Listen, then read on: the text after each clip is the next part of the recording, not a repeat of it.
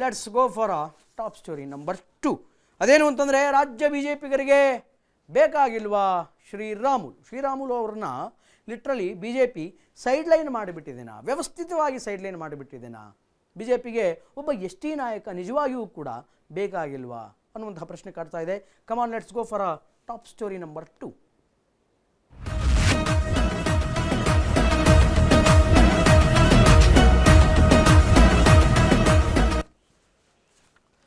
ಒಂದಾನೊಂದು ಕಾಲದಲ್ಲಿ ಬಹಳ ಎಫೆಕ್ಟಿವ್ ಲೀಡರ್ ಅಂತ ಅನ್ನಿಸ್ಕೊಂಡಂಥವರು ಭಾರತೀಯ ಜನತಾ ಪಾರ್ಟಿಯಲ್ಲಿ, ದಟ್ ಈಸ್ ಶ್ರೀರಾಮುಲು. ಒಂದು ಸಮಾನದಲ್ಲಿ ಬಳ್ಳಾರಿಯನ್ನು ಆಳಿದವರು, ಸ್ಟೇಟನ್ನೇ ಕೊಂಡುಕೊಳ್ಳುವಂತಹ ಕೆಪಾಸಿಟಿ ಇದ್ದವರು. ಜನಾರ್ದನ್ ರೆಡ್ಡಿ, ಶ್ರೀರಾಮುಲು ಇಬ್ಬರು ಬರ್ತಾ ಇದ್ದರೆ ಆ ಚಾರ್ಮು, ಆ ವರ್ಚಸ್ಸೇ ಬೇರೆ. ಆದರೆ ಈಗ ಶ್ರೀರಾಮುಲು ಅವರನ್ನು ಸೈಡ್ಲೈನ್ ಮಾಡ್ತಾ ಇದ್ದೇನಾ ಭಾರತೀಯ ಜನತಾ ಪಾರ್ಟಿ, ಕರ್ನಾಟಕದ ಭಾರತೀಯ ಜನತಾ ಪಾರ್ಟಿ, ಅದರಲ್ಲೂ ಒಬ್ಬ ST ಸಮುದಾಯದ ನಾಯಕನನ್ನು ಸೈಡ್ಲೈನ್ ಮಾಡ್ತಾ ಇದ್ದೇನಾ ವ್ಯವಸ್ಥಿತವಾಗಿ ಅನ್ನುವಂತಹ ಅನುಮಾನಗಳು ಕಾಡ್ತಾ ಇದೆ. ಇದಕ್ಕೆ ಸಂಬಂಧಪಟ್ಟಂತೆ ಒಂದಿಷ್ಟು ಬ್ರೇಕಿಂಗ್ಗಳಿದೆ. Let's check it out. ಆ ಬ್ರೇಕಿಂಗ್ ಏನು ಅನ್ನುವಂಥದ್ದನ್ನು ನೋಡ್ಕೊಂಬರೋಣ. Breaking plate please. BJPಗೆ ನಿಜಕ್ಕೂ ಕೂಡ ಬೇಕಾಗಿಲ್ವಾ ST ನಾಯಕ ಬಿ ಶ್ರೀರಾಮುಲು? ಈ ರೀತಿಯಾದಂತಹ ಪ್ರಶ್ನೆ ಕಾಡ್ತಾ ಇದೆ. ವ್ಯವಸ್ಥಿತವಾಗಿ ಸೈಡ್ಲೈನ್ ಆಗ್ತಿದ್ದಾರಾ ಪ್ರಬಲ ನಾಯಕ ರಾಮುಲು? ಇತ್ತೀಚಿನ ದಿನಗಳಲ್ಲಿ ರಾಮುಲುಗೆ ಇಂಪಾರ್ಟೆನ್ಸ್ ಅನ್ನುವಂಥದ್ದು ಸಿಗ್ತಾ ಇಲ್ವಾ? BJPಯಲ್ಲಿ ಸಿಗಬೇಕಾದಂತಹ ಇಂಪಾರ್ಟೆನ್ಸ್ ಸಿಗ್ತಾ ಇಲ್ವಾ? ಯಾವುದೇ ಕಮಿಟಿ ರಚನೆ ಇರಲಿ, ಹೋರಾಟ ಇರಲಿ, ಬಿ ಶ್ರೀರಾಮುಲು ಅವರನ್ನು ಸಮರ್ಪಕವಾಗಿ ಬಳಸ್ಕೊಳ್ತಾ ಇಲ್ವಾ ಕರ್ನಾಟಕದ ಭಾರತೀಯ ಜನತಾ ಪಾರ್ಟಿ? ಬಳ್ಳಾರಿ ಬುಲ್ಡೋರ್ನ ಸೈಡ್ಲೈನ್ ಮಾಡ್ತಾ ಇದ್ದೇನಾ BJP? ಏನಿದರ ಅಸಲಿ ಎತ್ತು? ಇದು ಅಶ್ವಬೇಗ ನ್ಯೂಸಿನ ಎಕ್ಸ್ಕ್ಲೂಸಿವ್ ಇನ್ಸೈಡ್ ಸುದ್ದಿ. ಬಳ್ಳಾರಿಯ ಬುಲ್ಡೋಸರ್ ರಾಮುಲು. ನಾನಾಗಲೇ ಹೇಳಿದೆ, ರಾಮುಲು ಜನಾರ್ದನ್ ರೆಡ್ಡಿ ಅವರು ಹುಟ್ಟು ಹಾಕಿದಂತಹ ಟ್ರೆಂಡ್ ಹೆಂಗಿತ್ತು ಒಂದು ಜಮಾನದಲ್ಲಿ ಅಂತಂದರೆ, ಶ್ರೀಮಂತ ಪೊಲಿಟಿಷಿಯನ್ಸ್ ಅಂತ ಅನ್ಕೊಂಡ್ಬಿಡ್ಬೇಕಿದ್ರು. ಮತ್ತು ಹಾಗೆ ಇತ್ತು ಅವ್ರ ಲೈಫ್ ಸ್ಟೈಲು, ಅವರು ಧರಿಸುವಂತಹ ಬಟ್ಟೆ, ಆ ಒಂದು ಲಕ್ಸುರಿಯಸ್ ಕಾರಿನ ಓಡಾಟ, ಆ ಪಕ್ಷ ಸಂಘಟನೆ, ಸುಷ್ಮಾ ಸ್ವರಾಜನ್ ಕರ್ಕೊಂಡು ಬಂದು ಸಾಮೂಹಿಕವಾಗಿ ಕಲ್ಯಾಣ ಮಾಡಿಸಿದ್ದೀವಿ, ಆ ಹೆಲಿಕಾಪ್ಟರ್ನಲ್ಲಿ ಓಡಾಟ, ಮತ್ತು ಅವರಿಬ್ಬರ ಒಂದು ಆತ್ಮೀಯತೆ, ಅದ್ಭುತವಾಗಿ ರಾಜಕಾರಣವನ್ನು ಮಾಡ್ಕೊಂಡು ಹೋದಂಥದ್ದು. ಆದರೆ ಕಾಲಕ್ರಮೇಣ ರಾಜಕೀಯದಲ್ಲಿ ಎಲ್ಲೋ ಒಂದು ಕಡೆ ಕುಸಿದ್ರು, ಸೋಲನ್ನು ಕೂಡ ಅನುಭವಿಸಿದ್ರು. ಸೋತ ನಂತರ ರಾಮುಲು ಅವರನ್ನು ಲಿಟ್ರಲಿ ಸೈಡ್ಲೈನ್ ಮಾಡ್ತಾ ಇದ್ದಾರೆ. ಯಾಕಂತಂದರೆ ಯಾವುದೇ ಒಂದು ರಚನೆ ಆಗಲಿ, ಯಾವುದಾದ್ರೂ ಒಂದು ಟೀಮ್ ರಚನೆ ಆಗಲಿ, ಅಥವಾ ಯಾವುದೇ ಒಂದು ಹೋರಾಟ ಆಗಲಿ, ರಾಮುಲು ಅವ್ರನ್ನ ಕರಿತಾನೇ ಇಲ್ಲ, ಅವ್ರಿಗೆ ಕೊಡಬೇಕಾದಂಥ ಇಂಪಾರ್ಟೆನ್ಸನ್ನು ಕೊಡ್ತಾನೇ ಇಲ್ಲ. BJP ಮಾಡ್ತಾ ಇರೋದು ಎಷ್ಟರ ಮಟ್ಟಿಗೆ ಸರಿ? ಇದಕ್ಕೆ ಸಂಬಂಧಪಟ್ಟಂಥ ಒಂದು ಬ್ರೇಕಿಂಗ್ ಇದೆ. Check it out. ರಾಜ್ಯ BJPಯಲ್ಲಿ ಎಲ್ಲವೂ ಕೂಡ ಈಗ ಸರಿ ಇಲ್ಲ. ಇದು ಸಾರ್ವಕಾಲಿಕ ಸತ್ಯ. ಎತ್ತು ಏರಿಗಿಳಿದ್ರೆ ಕೋಣ ನೀರಿಗಿಳಿಯುತ್ತೆ ಎನ್ನುವಂಥ ಹಾಗಾದೆ ಮಾತು ನೆನಪಾಗಿದೆ. BJP ನಾಯಕರಲ್ಲಿಯೇ ತಾಳವೂ ಇಲ್ಲ, ಮೇಳವೂ ಇಲ್ಲ. ಪರಸ್ಪರ ಅವರಲ್ಲೇ ತಾಳನೂ ಇಲ್ಲ, ಮೇಳನೂ ಇಲ್ಲ. ಪರಸ್ಪರ ಕಾಲು ಎಳೆಯುವುದೇ BJP ನಾಯಕರ ಕೆಲಸ ಆಗಿಬಿಟ್ಟಿದೆ. ಆದರೆ ರಾಮುಲು ಅವರು ಸಂಪೂರ್ಣವಾಗಿ ಸೈಡ್ಲೈನ್ ಆಗಿಲ್ಲ, ಹಿಂಗೊಂದು ಧ್ವನಿ ಕೂಡ ಎದ್ದು ಬಂದಿದೆ. ಇತ್ತೀಚಿನ ವಿದ್ಯಮಾನಗಳಿಂದ ಸ್ವಲ್ಪ ಹಿನ್ನಡೆ ಆಗಿರೋದು ನಿಜ. ಆದರೆ ರಾಮುಲು ಕಂಗೆಟ್ಟಿಲ್ಲ, ಪಕ್ಷದ ಹೋರಾಟದಲ್ಲಿ ಸಕ್ರಿಯರಾಗಿದ್ದಾರೆ. ತಮ್ಮ ಅಸ್ತಿತ್ವ ಉಳಿಸಿಕೊಳ್ಳೋದಕ್ಕೆ ರಾಮುಲು ನಿರಂತರ ಪ್ರಯತ್ನವನ್ನು ಪಡ್ತಾ ಇದ್ದಾರೆ.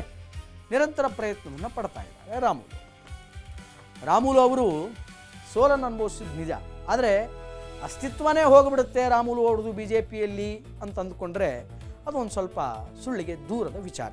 ಫಸ್ಟ್ ಟರ್ಮ್ ಸೋತಿದ್ದಾರೆ, ಸೋಲನ್ನು ಅನುಭವಿಸಿದ್ದಾರೆ, ಪಕ್ಷದ ಸಂಘಟನೆಯಲ್ಲಿ ಕೆಲಸ ಮಾಡಬೇಕಾಗಿತ್ತು. ಆದರೆ ಕಾರಣಾಂತರಗಳಿಂದ ಒಂದು ಸ್ವಲ್ಪ ಹಿಂದುಳಿದದ್ದು ನಿಜ. ಆದರೆ ಸಂಪೂರ್ಣವಾಗಿ ಅಸ್ತಿತ್ವನೇ ಕಳೆದುಕೊಂಡು ಪಕ್ಷದಲ್ಲಿ ಮೂಲೆ ಗುಂಪಂತರೂ ಆಗಿಲ್ಲ. ಆ ಮನುಷ್ಯ ಮನಸ್ಸು ಮಾಡಿದರೆ ಮತ್ತೆ ಮೇಲೆದ್ದು ಬರಬಹುದು. ಎಲ್ಲರಿಗಿಂತಲೂ ಕೂಡ ಹೆಚ್ಚಿನ ಸಂಘಟನೆಯನ್ನು ಮಾಡುವಂತಹ ಕೆಪಾಸಿಟಿ ರಾಮುಲು ಅವರಿಗಿದೆ. ಯಾಕೆಂತಂದರೆ ಆ ಸಮುದಾಯದ ಜನರ ಬೆಂಬಲ ಅಷ್ಟೇ ಪ್ರಬಲವಾಗಿದೆ. ಎಲೆಕ್ಷನ್ಸಲ್ಲಿ ಸೋತರು, ಎಲೆಕ್ಷನ್ಸಲ್ಲಿ ಮತಗಳು ಸಿಗಲಿಲ್ಲ, okay, that is another part, ಅದನ್ನು ಪಕ್ಕಕ್ಕಿಡೋಣ. ಆದರೆ ಬಳ್ಳಾರಿಯಲ್ಲಿ ಅವರಿಗೆ ಅವರದ್ದೇ ಆದಂತಹ ಒಂದು ಫ್ಯಾನ್ ಬೇಸ್ ಇದೆ, ಫಾಲೋವರ್ಸ್ಗಳಿದ್ದಾರೆ, ಅವರ ಸಮುದಾಯದ ಜನಗಳಿದ್ದಾರೆ. ಸೊ ಅವರು ಯಾವತ್ತೂ ಕೂಡ ಅವರ ಕೈಯನ್ನು ಬಿಡೋದಿಲ್ಲ. ರಾಮುಲುಗೆ ಸಿಗ್ತಾ ಇಲ್ಲ ಸಹಕಾರ. ರಾಮುಲು ಬೆಳೆಯೋದಕ್ಕೆ ಪಕ್ಷದಲ್ಲಿಯೇ ಒಂದು ವರ್ಗದ ಜನರಿಗೆ ಇಷ್ಟ ಇಲ್ಲ ಅನ್ನುವಂತಹ ವಿಚಾರಗಳು ಬೆಳಕಿಗೆ ಬರ್ತಾ ಇದೆ. ಯಾಕೆ ಸಹಕಾರ ಸಿಗ್ತಾ ಇಲ್ಲ? ರಾಮುಲು ಬೆಳೆಯೋದು ಪಕ್ಷದಲ್ಲಿ ಒಂದು ವರ್ಗಕ್ಕೆ ಬೇಕಾಗಿಲ್ಲ. ಒಂದು ವರ್ಗದ ಜನರಿದ್ದಾರೆ, ಆ ಒಂದು ವರ್ಗದ ಜನರಿಗೆ ರಾಮುಲು ಸ್ವಪಕ್ಷದಲ್ಲಿ ಬೆಳೆಯೋದಕ್ಕೆ ಬೇಕಾಗಿಲ್ಲ ಅನ್ನುವಂತಹ ವಿಚಾರಗಳು ಬೆಳಕಿಗೆ ಬರ್ತಾ ಇದೆ. ಒಂದು ವರ್ಗದ ಜನ ಇದ್ದಾರೆ, ಅವರಿಗೆ ಬೇಕಾಗಿಲ್ಲ ಅನ್ನುವಂತಹ ವಿಚಾರಗಳು ಕೇಳಿ ಬರ್ತಾ ಇದೆ. ರಾಮುಲು ಬೆಳೆದರೆ ತಮ್ಮ ಚೇರ್ಗಳಿಗೆ ಕುತ್ತು ಬರುತ್ತೆ ಅನ್ನುವಂತಹ ಲೆಕ್ಕಾಚಾರ ಕೆಲವರಲ್ಲಿದೆ. ರಾಮುಲು ಹೋರಾಟಕ್ಕಿಳಿಯಲು ಪದೇ ಪದೇ ಅದೇ ಪಕ್ಷದ ಕೆಲವರು ಅಡ್ಡಿಯನ್ನು ಪಡಿಸ್ತಾ ಇದ್ದಾರೆ ಅನ್ನುವಂತಹ ವಿಚಾರಗಳ ಬೆಳಕಿಗೆ ಬರ್ತಾ ಇದೆ. ರಾಮುಲು ರಾಜ್ಯ ಪ್ರವಾಸಗಳಿಗೆ ಪಕ್ಷದಲ್ಲಿಯೇ ಸಿಗ್ತಿಲ್ಲ ಪಕ್ಷದಲ್ಲಿಯೇ ಅನುಮತಿ ಸಿಗ್ತಾ ಇಲ್ಲ. ಆದರೂ ಪಟ್ಟು ಬಿಡದಂತಹ ತ್ರಿವಿಕ್ರಮನಂತೆ ಹೋರಾಟವನ್ನು ಮಾಡ್ತಾ ಇದ್ದಾರೆ ಬಿ ಶ್ರೀರಾಮುಲು. ಪಟ್ಟು ಬಿಡ್ತಾ ಇಲ್ಲ. ಶ್ರೀರಾಮುಲು ಅವರು ನಿರಂತರವಾಗಿ ಪಕ್ಷಕ್ಕಾಗಿ ಹೋರಾಟವನ್ನು ಮಾಡ್ಕೊಂಡು ಬರ್ತಾ ಇದ್ದಾರೆ. ಆದರೆ ಅದೇ ಪಕ್ಷದ ಕೆಲ ನಾಯಕರು ರಾಮುಲು ಅವರನ್ನು ಕೆಲ ಸಂಘಟನೆ ಮಾಡೋದಕ್ಕೆ, ಕೆಲ ಹೋರಾಟಗಳನ್ನು ಮಾಡೋದಕ್ಕೆ ಬಿಡ್ತಾ ಇಲ್ಲ, ಅಡ್ಡಿಪಡಿಸ್ತಾ ಇದ್ದಾರೆ ಅಂತ ಹೇಳ್ತಾ ಇದ್ದಾರೆ. ಹಾಗಾದರೆ ರಾಮುಲು ಹಿನ್ನಡೆಗೆ ಕಾರಣಗಳೇನು? What are the reasons to a drawback of a Sriramulu? ಬಿಜೆಪಿಯಲ್ಲಿ ರಾಮುಲು ಹಿನ್ನಡೆಗೆ ಕಾರಣಗಳು ಏನು ಅನ್ನುವಂಥದ್ದನ್ನು ನೋಡ್ತಾ ಹೋಗೋಣ. ಎಸ್, ರಾಮುಲು ಹಿನ್ನಡೆಗೆ ಕಾರಣ ಏನು ಅಂತಂದರೆ 2023ರ ವಿಧಾನಸಭಾ ಚುನಾವಣೆಯಲ್ಲಿ ಬಳ್ಳಾರಿ ಗ್ರಾಮೀಣ ಕ್ಷೇತ್ರದಿಂದ ಸೋಲನ್ನು ಅನುಭವಿಸಿದರು. ಅದಾದಮೇಲೆ 2024 ಲೋಕಸಭಾ ಚುನಾವಣೆಯಲ್ಲಿ ಬಳ್ಳಾರಿ ಕ್ಷೇತ್ರದಿಂದ ನಿಂತು ಅಲ್ಲೂ ಕೂಡ ರಾಮುಲು ಸೋಲನ್ನು ಅನುಭವಿಸಿದರು. ಹೀಗೆ ಈ ರೀತಿ ಸತತವಾಗಿ 2 ಸೋಲುಗಳನ್ನು ಏಕಾಏಕಿ ಬ್ಯಾಕ್ ಟು ಬ್ಯಾಕ್ ಅವರು ಸೋಲನ್ನು ಕಂಡರು. ಅದು ಎಲ್ಲೋ ಕೊಂಚ ಎಫೆಕ್ಟ್ ಆಗಿದೆ. ಆ್ಯಂಡ್ ರಾಜೀನಾಮೆ ಬೆದರಿಕೆ ಹಾಗೂ ಒಳ ಜಗಳ. ಸಂಡೂರಲ್ಲಿ ಬೈ ಎಲೆಕ್ಷನ್ಸ್ ನಡೀತು. ಅಲ್ಲಿ ಅನ್ನಪೂರ್ಣ ಅವರು ಗೆದ್ದರು, ತುಕಾರಾಮ್ ಅವರ ಹೆಂಡತಿ. ಆ ಉಪಚುನಾವಣೆಯ ಸೋಲಿನ ಹೊಣೆಗಾರಿಕೆ ಮತ್ತು ಪಕ್ಷದ ಆಂತರಿಕ ಭಿನ್ನಾಭಿಪ್ರಾಯಗಳ ಹಿನ್ನೆಲೆಯಲ್ಲಿ ತಮಗೆ ಅವಮಾನ ಮಾಡಲಾಗುತ್ತಾ ಇದೆ ಅಂತ ಶ್ರೀರಾಮುಲು ಅವರು ರಾಜೀನಾಮೆ ನೀಡುವಂತಹ ಇಂಗಿತ ಅಭಿಪ್ರಾಯವನ್ನು ವ್ಯಕ್ತಪಡಿಸಿದರು. ಪಕ್ಷದಿಂದ ರಾಜೀನಾಮೆ.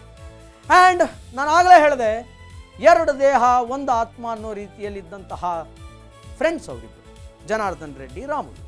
ಸೊ ಜನಾರ್ದನ್ ರೆಡ್ಡಿ ಜೊತೆಗಿನ ಭಿನ್ನಾಭಿಪ್ರಾಯಗಳು, ಒಂದು ಕಾಲದ ಆಪ್ತ ಸ್ನೇಹಿತನಾಗಿದ್ದಂತಹ ಜನಾರ್ದನ್ ರೆಡ್ಡಿ ಜೊತೆಗಿನ ಜಗಳ ಇತ್ತೀಚಿನ ರಾಮುಲು ಅವರ ರಾಜಕೀಯ ಹಿತಾಸಕ್ತಿಗಳಿಗೆ ಕಾರಣದಿಂದಾಗಿ ತೀವ್ರ ಭಿನ್ನಾಭಿಪ್ರಾಯಗಳು ಉಂಟಾಗಿ ಕೆಲವೊಂದು ಕಡೆ ಅದು ಕೂಡ ಮೈನಸ್ ಆಯಿತೇನೋ ಗೊತ್ತಿಲ್ಲ.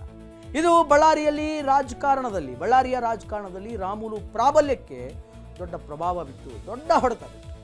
ಏನೋ ಬಿಜೆಪಿ ಅಧ್ಯಕ್ಷ ಸ್ಥಾನಕ್ಕೆ ಲಾಬಿ ಮಾಡಿದ್ದು, ಇನ್ಸ್ಟೆಡ್ ಆಫ್ ವಿಜಯೇಂದ್ರ ರಾಮುಲು ಅವರನ್ನು ಅಧ್ಯಕ್ಷರನ್ನಾಗಿ ಮಾಡಬೇಕು ಅಂತ ಒಂದು ಸ್ವಲ್ಪ ಲಾಬಿಯಾಗಿತ್ತು. ಸರ್ವ ಪ್ರಮುಖರ ಕೆಂಗಣ್ಣು ಅನ್ನುವಂಥದ್ದು ಆಗ ರಾಮುಲು ಅವರ ಮೇಲೆ ಬಿತ್ತು. ಶ್ರೀರಾಮುಲು ಅವರು ಬಿಜೆಪಿ ರಾಜ್ಯ ಘಟಕದ ಅಧ್ಯಕ್ಷ ಸ್ಥಾನದ ಆಕಾಂಕ್ಷಿ ಕೂಡ ಒಂದು ಜಮಾನದಲ್ಲಿ ಆಗಿತ್ತು. ಇದಕ್ಕಾಗಿಯೇ ಹೈಕಮಾಂಡ್ ಮಟ್ಟದಲ್ಲಿ ಲಾಬಿಯನ್ನು ಕೂಡ ಮಾಡಿದರು. ಇದು ಅನೇಕ ಜನ ಪ್ರಮುಖರ ಕಣ್ಣಿಗೆ, ಕೆಲವು ಕೆಂಗಣ್ಣಿಗೆ ಕಾರಣ ಆಯಿತು ಅಂತ ಹೇಳ್ತಾ ಇದ್ದಾರೆ. ಆ್ಯಂಡ್ BY ವಿಜಯೇಂದ್ರ ಬಣದೊಂದಿಗಿನ ಭಿನ್ನಾಭಿಪ್ರಾಯ ಏನು? BY ವಿಜಯೇಂದ್ರ ಅವರ ವಿರುದ್ಧ ನಿರಂತರವಾಗಿ ವಾಗ್ದಾಳಿಯನ್ನು ಮಾಡ್ತಾ ಇದ್ರಲ್ಲ ರೆಬಲ್ಸ್ಗಳು, ಆ ರೆಬಲ್ಸ್ಗಳ ತಂಡದಲ್ಲಿ ರಾಮುಲು ಕೂಡ ಇದ್ದರು ಅನ್ನುವಂತಹ ಒಂದಿಷ್ಟು ಗುಸುಗುಸು ಅನ್ನುವಂಥದ್ದಿದೆ. ವಿಜಯೇಂದ್ರ ಜೊತೆಗಿನ ಭಿನ್ನಾಭಿಪ್ರಾಯ ಕೂಡ ರಾಮುಲು ಅವರಿಗೆ ರಾಜಕೀಯವಾಗಿ ಸ್ವಲ್ಪದ ಮಟ್ಟಿಗೆ ಹಿನ್ನಡೆಯನ್ನು ಉಂಟು ಮಾಡಿದೆ. ಇದೆಲ್ಲವೂ ಕೂಡ ರಾಮುಲು ಅವರು ಸೈಡ್ಲೈನ್ ಆಗಿದ್ದಾರೆ ಅನ್ನುವಂತಹ ವಿಚಾರಕ್ಕೆ ಕೊಂಚ ಕಾರಣವಾಗುವಂತಹ ಅಂಶಗಳು.